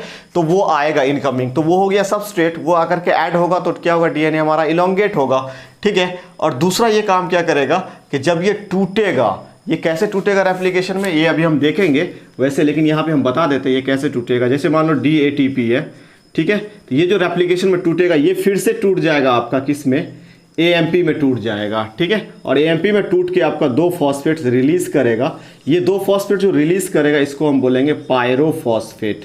इसको क्या बोलेंगे हम, पायरोफॉस्फेट। तो ये 2 फॉस्फेट रिलीज करेगा जिसको आप क्या बोलोगे, पायरोफॉस्फेट, ठीक है। तो यहाँ पे ऑब्वियसली बॉन्ड ब्रेक हुआ है और बॉन्ड ब्रेक जब होगा यहाँ पे तो क्या होगा, एनर्जी प्रोवाइड करेगा, ठीक है। तो कहीं ना कहीं ये सबस्ट्रेट की तरह भी काम करेगा और एनर्जी प्रोवाइड करेगा हमारा क्या, ये चीज़ एनटीपीस। बात समझ में आ रही होगी, आई होप सो। अब हम आते हैं कि प्रोसेस पे, आखिर प्रोसेस कैसे होता है, ठीक है। तो ये आपका इनिशिएशन में ये सारा चीज़ होता है। अब ये प्रोसेस कैसे होता है उस पर अगर हम आते हैं तो स्टेप बाय स्टेप, देखो ये सब प्रोसेस ऐसा है कि अगर स्टेप बाय स्टेप आप माइंड के अंदर उसको सेट करते जाओ तो कहीं ना कहीं आप इस प्रोसेस को समझ पाओगे, ठीक है। क्योंकि थोड़ा लेंदी प्रोसेस है और कहीं ना कहीं आपको लगता है कि मतलब थोड़ा जिगजैग टाइप का लगता है कि अरे पता नहीं क्या हो रहा है, समझ में नहीं आ रहा है, ठीक है। लेकिन मैं जैसे स्टेप बाय स्टेप बता रहा हूँ, आप स्टेप बाय स्टेप उसको समझते जाइए कि ये चीज़ होता है, ठीक है। तो नेक्स्ट में हम आते हैं इनिशिएशन का स्टेप्स देखते हैं कि इनिशिएशन में आखिर होता क्या क्या है, इनिशिएशन में आखिर होता क्या क्या। अभी तक जो चीज़ इस्तेमाल हो रहा था इनिशिएशन में उस चीज़ के बारे में हम बताएं। अब इनिशिएशन होता कैसे है, ठीक है। अब देखो हम जब डीएनए को ओपन कर रहे थे, मान लो हमारा डीएनए अब ओपन हो गया, इस टाइप से हमारा डीएनए मान लो ओपन हो गया, ठीक है। हम इसको ओपन करने की कोशिश करें तो ये हमारा ओपन हो गया डीएनए, ठीक है। और जब डीएनए ओपन हो गया तो हम ये मान लेते हैं कि ये हमारा 5 प्राइम से 3 प्राइम डायरेक्शन है और ये हमारा 5 प्राइम से 3 प्राइम डायरेक्शन है। ये हमारा डीएनए ओपन हो गया। और जब डीएनए ओपन हो गया तो ये जो फॉक लाइक स्ट्रक्चर, इसको हम बोलते हैं रेप्लिकेशन फॉक, इसको हम क्या बोलते हैं, रेप्लिकेशन फॉक बोलते हैं, ठीक है। ये जो फॉरो लाइक स्ट्रक्चर है इसको हम बोलते हैं रेप्लिकेशन फॉक। अभी भी कहीं ना कहीं इस साइड ये मूव करेगा, इस साइड मूव करेगा और ये ओपन होता चला जाएगा। अब दूसरे इस साइड भी ओपन होता चला जाएगा, ये ओपन होगा कंप्लीटली। जब ये ओपन होगा तो ओपन होने से क्या होगा, और इधर से क्यों कहीं ना कहीं आप कह सकते हो कि न्यू स्टैंड बनना शुरू होगा, ठीक है। तो ये हमारा एक डीएनए है जो कहीं ना कहीं बबल्स था पहले और वो अब कहीं ना कहीं इस टाइप का स्ट्रक्चर हो गया। अब हम कहते हैं कि सबसे पहले इसमें आएगा आरएनए प्राइमर। क्या आएगा आपका, आरएनए प्राइमर। तो आरएनए प्राइमर आकर के कहाँ पे बाइंड करेगा, ये आपको हम कह रहे हैं 3 प्राइम से 5 प्राइम, यहाँ पे आकर ऐड होगा सबसे पहले आरएनए प्राइमर। और जो आरएनए प्राइमर यहाँ पे आकर के ऐड होगा उसका डायरेक्शन क्या होगा, तो आप कहोगे उसका डायरेक्शन होगा 5 प्राइम से 3 प्राइम डायरेक्शन। उसका डायरेक्शन क्या होगा, 5 प्राइम से 3 प्राइम डायरेक्शन किसका होगा, आरएनए प्राइमर का होगा, 5 प्राइम से 3 प्राइम डायरेक्शन, ठीक है। अब ये जब आकर के ऐड होगा, सबसे पहले ऐड होगा आरएनए प्राइमर आकर के और वही इनिशिएट करेगा रेप्लिकेशन को, ठीक है। तो सबसे पहले आरएनए प्राइमर आकर के ऐड हुआ। हम पहले ही बता चुके आरएनए प्राइमर कहाँ पे ऐड आकर के ऐड होगा, तो जो हमारा डीएनए है उसके 3 प्राइम पोजीशन पे आरएनए प्राइमर ऐड होगा। और आरएनए प्राइमर को ऐड कौन करवाएगा, ये हो गया आरएनए प्राइमर, ठीक है। और आरएनए प्राइमर को ऐड कौन करवाता है, तो आप बोलोगे आरएनए प्राइमर को जो ऐड करवाता है वो है आरएनए वो है कि आपका प्राइमेज, ठीक है। प्राइमेज कहीं ना कहीं यहाँ पे ये काम करता है, ठीक है। अब आरएनए प्राइमर जब यहाँ पे ऐड हो जाता है देन क्या होगा, नया न्यूक्लियोटाइड आना शुरू होगा। जैसे कोई भी एनटीपी, जैसे हम डीएटीपी हम ले लेते हैं, ये आएगा, ठीक है। अब जब डीएटीपी आएगा तो सबसे पहले ये एटीपी इस फॉर्म में अटैच नहीं होगा, ये पहले टूटेगा दो फॉर्म में। किस में टूटेगा, तो ये टूटेगा एएमपी में, और किस में टूटेगा, पीपी मतलब पायरोफॉस्फेट में। किस में टूटेगा, पायरोफॉस्फेट में टूटेगा, ठीक है। अब जब ये पायरोफॉस्फेट में टूटेगा और एटीपी में एएमपी में टूटेगा तो ये एमपी कहाँ पे आके अटैच हो जाएगा, यहाँ पे आके अटैच हो जाएगा, ठीक है। तो नेक्स्ट स्टेप्स में आप कह सकते हो कि ये एमपी कहीं ना कहीं इस टाइप से आपका डीएनए है, ठीक है। और ये थोड़ा सा हम छोटा छोटा बना रहे हैं क्योंकि कहीं ना कहीं आपका थोड़ा सा प्रॉब्लम है बोर्ड का, क्लियर। तो हम क्या कह रहे हैं आपका, हम क्या कह रहे हैं, यहाँ पे आपका सबसे पहले इनिशिएशन स्टेप्स जो था वहाँ पे क्या था आपका, वहाँ पे इस टाइप से आपका आरएनए प्राइमर था, ठीक है। आरएनए प्राइमर किस डायरेक्शन में था, तो 5 प्राइम से 3 प्राइम डायरेक्शन था। किस स्टैंड पे था, तो आप बोलोगे 3 प्राइम स्टैंड पे था। अब जो इनकमिंग आपका ये है एएमपी है, ये यहाँ पे आकर के ऐड हो जाएगा, यहाँ पे आके ऐड हो जाएगा। मान लो यहाँ पे आके ये ऐड हो गया तो ये एक नया स्टैंड बन गया, और ऑब्वियसली ये क्या हो जाएगा, 3 प्राइम हो जाएगा, ये इससे आकर के अटैच हो गया। इसी टाइप से क्या होगा, फिर दूसरा न्यूक्लियोटाइड आएगा, तीसरा न्यूक्लियोटाइड आएगा, चौथा न्यूक्लियोटाइड आएगा, और जो भी न्यूक्लियोटाइड आएगा वो इससे अटैच होता चला जाएगा कंटिन्यूअस वे में। तो सबसे पहले तो स्टार्ट में कुछ ऐड होगा, और स्टार्ट में जब कुछ ऐड होगा तो हम कहेंगे इनिशिएशन स्टार्ट हो गया 5 प्राइम से 3 प्राइम, तो हम क्या बोलेंगे, इनिशिएशन हो गया, ठीक है।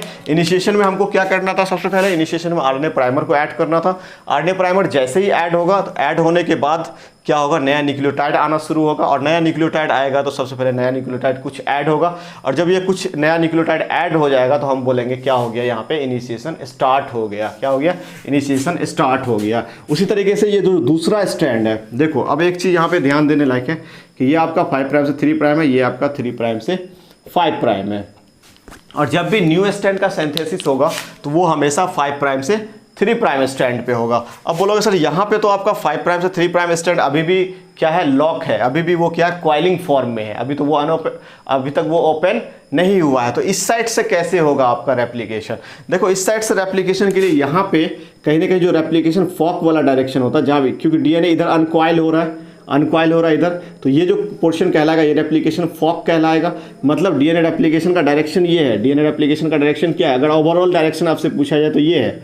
ओवरऑल डायरेक्शन ये क्यों है, क्योंकि फॉक इधर की तरफ जा रहा है, ये वाला फॉक जो है इधर की तरफ मूव कर रहा है, और मूव जब कर रहा है तो ये अनकॉइल हो रहा है, यहाँ से क्या हो रहा है, अनकॉइल हो रहा है, और जैसे जैसे अनकॉइल होगा वैसे वैसे ये कंटिन्यूअसली बनता चला जाएगा। बात समझ में आ रही, तो आप कह रहे हो डीएनए का रेप्लिकेशन का डायरेक्शन ये है, डीएनए रेप्लिकेशन का, जिधर की तरफ फॉक का डायरेक्शन है, तो फॉक का डायरेक्शन ये है, इसलिए डीएनए का रेप्लिकेशन का डायरेक्शन भी यही होगा। तो आप बोलोगे जो ये स्ट्रैंड बन रहा है, ये स्ट्रैंड का बनने का डायरेक्शन भी क्या है, आपका फॉक के डायरेक्शन में है, मतलब डीएनए रेप्लिकेशन का डायरेक्शन में है, ठीक है। तो यहाँ पे क्या हो गया, अब बोलोगे सर ये दूसरा वाला स्टैंड कैसे बनेगा, एक स्टैंड तो चलो इस साइड से बन गया, और ये इसलिए बन गया क्योंकि ये ऊपर वाला 3 प्राइम था तो 5 प्राइम से 3 प्राइम डायरेक्शन में बन गया। अब इस साइड से रेप्लिकेशन कैसे होगा, तो जो दूसरे साइड से रेप्लिकेशन होता है उसके लिए यहाँ पे जो रेप्लिकेशन फॉक वाला रीजन होता है, उस रेप्लिकेशन फॉक वाले रीजन में एक होता है क्लैंप लोडर, ये आपके बुक में नहीं दिया हुआ है, क्लैंप लोडर होता है, ठीक है। ये क्लैंप लोडर का काम क्या है, क्लैंप लोडर का काम क्या, ये क्या करता है, कहीं ना कहीं यहाँ से इसको ब्रेक करता है, यहाँ से इसको ब्रेक करेगा। कैसे ब्रेक करेगा, तो इसके लिए एक पूरा मैकेनिज्म होता है, वो मैकेनिज्म हम नहीं समझा सकते आपको फिलहाल, ठीक है, काफ़ी लेंदी है वो प्रोसेस। सीधा समझो कि ये क्या करेगा, क्लैंप लोडर यहाँ से इसको ब्रेक करेगा। अब ये मान लो यहाँ से इसको ब्रेक किया, तो जैसे ही इसको ब्रेक करेगा तो यहाँ 5 प्राइम था और ये 3 प्राइम हो जाएगा। आपको समझ में आ रही है बात कि ये 5 प्राइम था, तो ये जैसे ही ब्रेक करेगा तो ये वाला स्टैंड क्या हो जाएगा, आपका 3 प्राइम हो जाएगा, ठीक है। और ये आपका 3 प्राइम था तो ये वाला स्टैंड जहाँ से ब्रेक किया ये क्या हो जाएगा, आपका 5 प्राइम हो जाएगा। अब जब ब्रेक हुआ और ये 3 प्राइम स्टैंड हमें मिल गया, और हमें क्या चाहिए था, 3 प्राइम स्टैंड ही चाहिए था, ठीक है। तो जैसे ही यहाँ पे ये स्टैंड मिल गया तो यहाँ पे आरएनए प्राइमर आकर के ऐड हो जाएगा, और आरएनए प्राइमर जैसे ही ऐड होगा तो उसके बाद वहाँ पे क्या होगा, कुछ न्यूक्लियोटाइड ऐड हो जाएगा, वहाँ पे क्या हो जाएगा, फिर कुछ न्यूक्लियोटाइड ऐड हो जाएगा और इस टाइप से इधर से रेप्लिकेशन करेगा, ठीक है।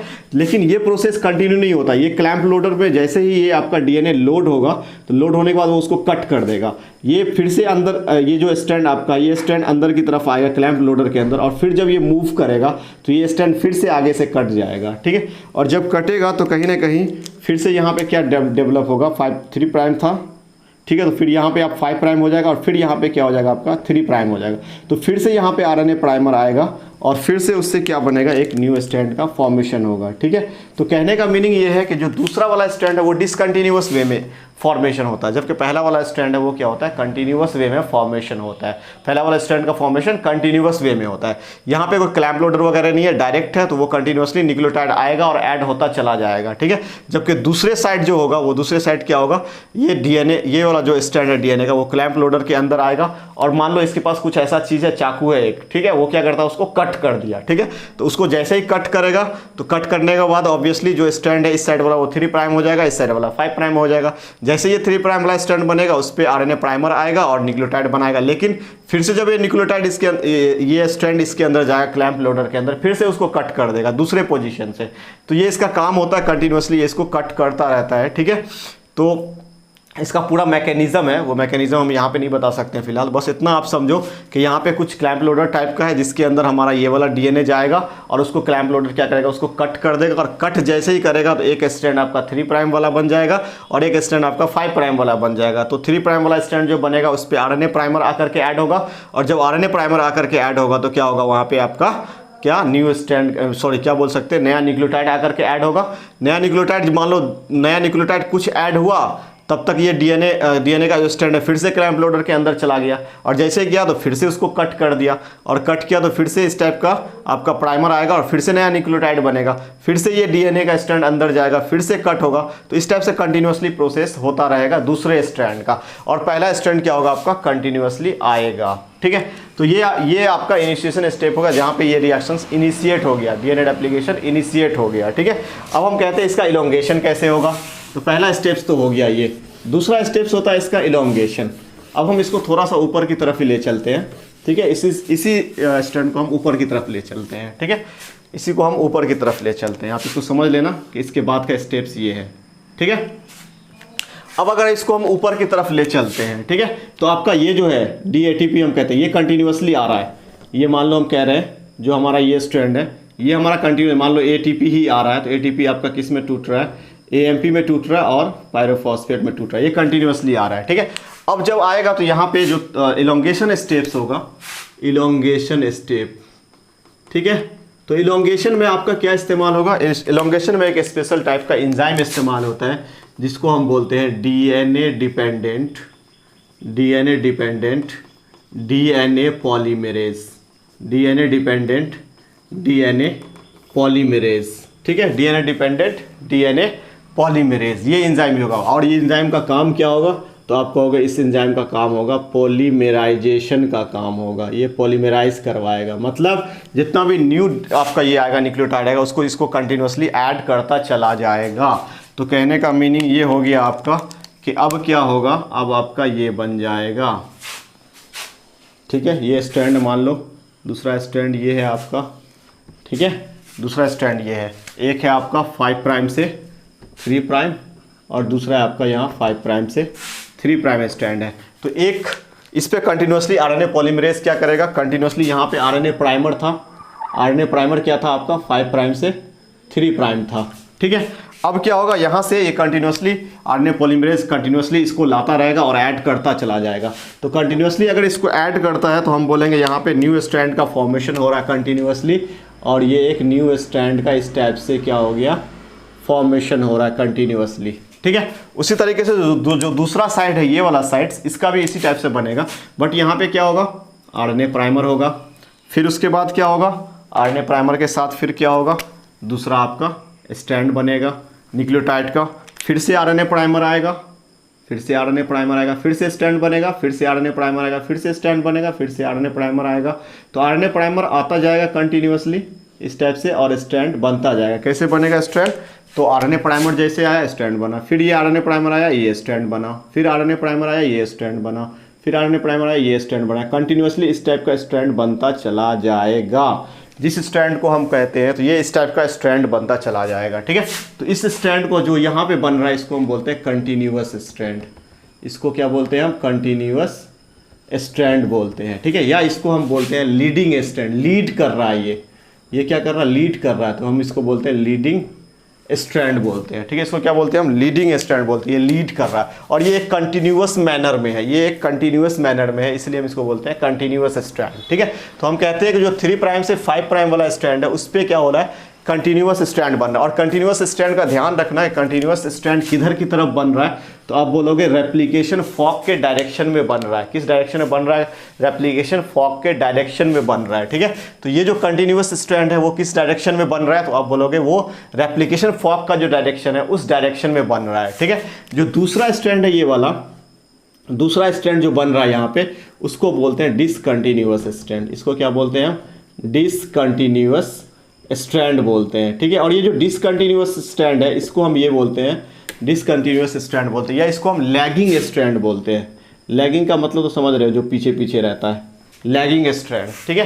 तो एक लैगिंग स्ट्रैंड है और एक लीडिंग स्ट्रैंड है। जो लीडिंग स्ट्रैंड है वो कंटिन्यूअस स्ट्रैंड है, कंटिन्यू वे में आएगा, ठीक है। और जो एक लैगिंग स्ट्रैंड है ये वाला, ठीक है। अब बोलोगे सर इसका डायरेक्शन क्या होगा? तो ये रेप्लिकेशन फॉर्क के अपोजिट डायरेक्शन में जाएगा। जो लीडिंग स्ट्रैंड होगा वो रेप्लिकेशन फॉर्क के अपोजिट डायरेक्शन में जाएगा, जबकि आपका जो लीडिंग स्ट्रैंड होगा वो रेप्लिकेशन फॉर्क की तरफ जाएगा। किधर जाएगा वो? रेप्लिकेशन फॉर्क की तरफ जाएगा। बात समझ में आ रही है? तो रेप्लिकेशन फॉर्क की तरफ कौन जाएगा? लीडिंग स्ट्रैंड जाएगा, ठीक है। तो ये इस टाइप से स्ट्रैंड बन जाएगा। अब हम कहते हैं कि यहाँ पे जो डीएनए पॉलीमरेज है इसका काम है न्यूक्लियोटाइड लाएगा, ऐड करता जाएगा, न्यूक्लियोटाइड लाएगा, ऐड करता जाएगा कंटिन्यूअस वे में, ठीक है। अगर हम प्रोकैरियोट्स की बात करें तो डीएनए जो आपका ये होता है, प्रोकैरियोट्स की अगर हम बात करें तो जो हमारा डीएनए पॉलीमरेज होता है ये 3 टाइप का होता है। अगर हम प्रोकैरियोट्स की बात करें, प्रोकैरियोट्स का, तो कहीं ना कहीं आपका डीएनए पॉलीमरेज 3 टाइप का होता है, ठीक है। कौन कौन सा होता है हम शॉर्टकट में लिखते हैं, शॉर्टकट में लिख दे रहे हैं हम। DNA polymerase 1, DNA polymerase 2, DNA polymerase 3, ठीक है। अब बोलोगे इन सब में किसका सबसे ज़्यादा रोल है? तो जो डीएनए पॉलीमरेज 3 होता है ये आपका मेनली पॉलीमराइजेशन में इस्तेमाल होता है, ठीक है। जो डीएनए पॉलीमरेज 1 है इसका काम क्या है? देखो अब यहाँ पे हमारा आरएनए प्राइमर है और यहाँ पे भी हमारा क्या है? आरएनए प्राइमर है। लेकिन डीएनए में आरएनए का तो रहना नहीं है, क्योंकि जो स्ट्रैंड बनेगा हमारा, न्यू स्ट्रैंड जो बनेगा वो कंप्लीट हमारा क्या बनेगा? एक डीएनए स्ट्रैंड बनेगा। तो यहाँ पे डीएनए पॉलीमरेज जो 1 होता है ये क्या करता है? जितना भी प्राइमर है यहाँ पे आरएनए प्राइमर, उसको क्या कर देता है? ये रिमूव कर देता है। अब जब आरएनए प्राइमर को रिमूव कर देगा ये, तो यहाँ पे भी आपका क्या बन जाएगा? स्ट्रैंड बन जाएगा, और वो स्ट्रैंड क्या होगा? 5 प्राइम से 3 प्राइम हो जाएगा।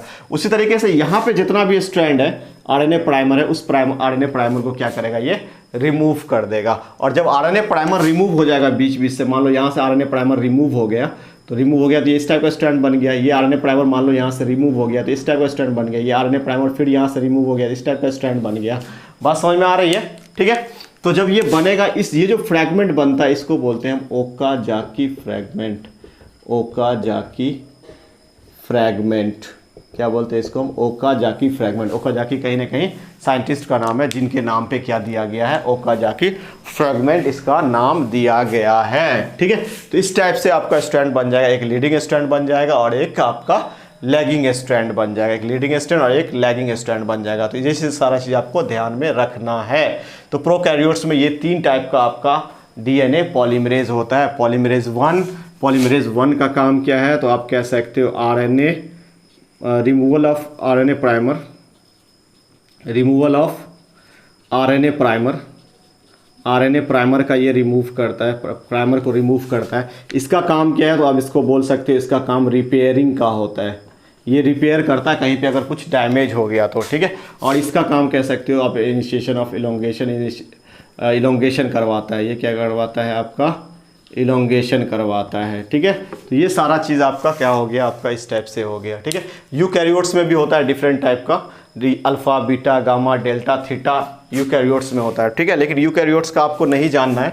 अगर यूकैरियोट्स में आप जानने की कोशिश करो तो देखो ये है आपका यूकैरियोट्स में होता है आपका क्या क्या होता है? Alpha, beta, gamma, delta, epsilon, इस टाइप का डीएनए पॉलीमरेज होता है। सीधा बोल लोगे alpha DNA polymerase, beta DNA polymerase, gamma DNA polymerase, theta DNA polymerase, ठीक है, एप्सिलॉन डीएनए पॉलीमरेज, ये इतने टाइप का डीएनए पॉलीमरेज होता है। ठीक है, इसमें बस एक चीज़ आप जान लो कि जो गामा टाइप का है इसको बोलते हैं हम माइटोकॉन्ड्रियल डीएनए पॉलीमरेज है, माइटोकॉन्ड्रियल डीएनए पॉलीमरेज है। ठीक है, डीएनए पॉलीमरेज है। ठीक है, जबकि आपका डेल्टा और एप्सिलॉन में देखो तो हम कहते हैं ये जो डेल्टा होता है ये लैगिंग स्ट्रैंड का फॉर्मेशन करता है। किसका फॉर्मेशन करता है? लैगिंग स्ट्रैंड का फॉर्मेशन करता है। जबकि ये एप्सिलॉन जो होता है वो लीडिंग स्ट्रैंड का फॉर्मेशन करता है, लीडिंग स्ट्रैंड का फॉर्मेशन करता है। ठीक है, तो हम ये चीज़ यूकैरियोट्स में बहुत नहीं देखते हैं, मतलब यूकैरियोट्स में कहीं ना कहीं हम डीएनए रेप्लिकेशन को हायर क्लासेस में देखते हैं। बट यहाँ पे इतना आप जान लो कि उसके अंदर भी डिफरेंट टाइप का पॉलीमरेज होता है। ठीक है, जिसमें आपका जो डेल्टा होता है और जो एप्सिलॉन होता है, डेल्टा लैगिंग स्ट्रैंड बनाता है और एप्सिलॉन क्या बनाता है, लीडिंग स्ट्रैंड बनाता है। इसको इस तरीके से याद कर सकते हो, डेल्टा डी से आता है और ये ई से आता है। डेल्टा डी पीछे रहेगा, ई आगे जाएगा। तो ई क्या है आपका? लीडिंग स्ट्रैंड है और ये क्या है आपका? डेल्टा क्या आपका? लैगिंग स्ट्रैंड है। ठीक है, लैगिंग स्ट्रैंड जो पीछे रहेगा, मतलब डी पीछे रहेगा, ई आगे जाएगा। एप्सिलॉन ई है और डेल्टा डी है। ठीक है, तो डेल्टा लैगिंग स्ट्रैंड का फॉर्मेशन करेगा और एप्सिलॉन लीडिंग स्ट्रैंड का फॉर्मेशन करेगा। इस टाइप से आपका क्या हो जाएगा? डीएनए का इलोंगेशन हो जाएगा। तो इलोंगेशन स्टेप्स में इस टाइप से इलोंगेट हो जाएगा। ठीक है, अब फाइनली हम लास्ट स्टेप पे आते हैं। हम वैसे टर्मिनेशन तो आप में दिया हुआ नहीं है, बट टर्मिनेशन हम थोड़ा सा बता दे रहे हैं कि टर्मिनेशन में होता क्या है। अब ये इलोंगेट कर जाएगा, बाद में जाकर के फिर ये क्या होगा? टर्मिनेट होगा और 2 स्ट्रैंड का फॉर्मेशन करेगा। ठीक है, अगर हम यहाँ पे बात करते हैं टर्मिनेशन का, तो टर्मिनेशन के लिए क्या होता है? टर्मिनेशन, ठीक है, टर्मिनेशन वैसे हमको पढ़ना नहीं है, टर्मिनेशन का भी प्रोसेस थोड़ा सा है, लेकिन प्रोसेस हमें नहीं पढ़ना। बस इतना हम जान लेते हैं कि टर्मिनेशन करवाने के लिए एक प्रोटीन होता है। ठीक है, सिंपली आप कह सकते हो टर्मिनेशन करवाने के लिए 24 न्यूक्लियोटाइड सीक्वेंस होता है, न्यूक्लियोटाइड डीएनए सीक्वेंस होता है। ठीक है, जो एक प्रोटीन का फॉर्मेशन करता है। फाइनली डीएनए से आरएनए बनता है, आरएनए से प्रोटीन बनता है। तो ये 24 न्यूक्लियोटाइड का एक सीक्वेंस होता है जो किसका फॉर्मेशन करता है? अब प्रोटीन फॉर्मेशन करता है। ठीक है, ये प्रोटीन फॉर्मेशन करता है, प्रोटीन फॉर्मेशन करता है। जिस प्रोटीन को हम क्या कहते हैं? जिस प्रोटीन को हम बोलते हैं टस प्रोटीन, जिस प्रोटीन को हम क्या बोलते हैं? टस प्रोटीन। और ये प्रोटीन क्या करेगा? ये प्रोटीन डीएनए न्यूक्लियोटाइड से बाइंड करेगा और उसको वहाँ पे जाकर के स्टॉप कर देगा, टर्मिनेट कर देगा। ठीक है, इसका पूरा प्रोसेस है जो हमें बाद में कभी हायर क्लास में पढ़ना होता है। ठीक है, तो हम सिंपली यहाँ पे जानते हैं कि टर्मिनेशन होता कैसे है। तो एक 24 न्यूक्लियोटाइड का सीक्वेंस होता है।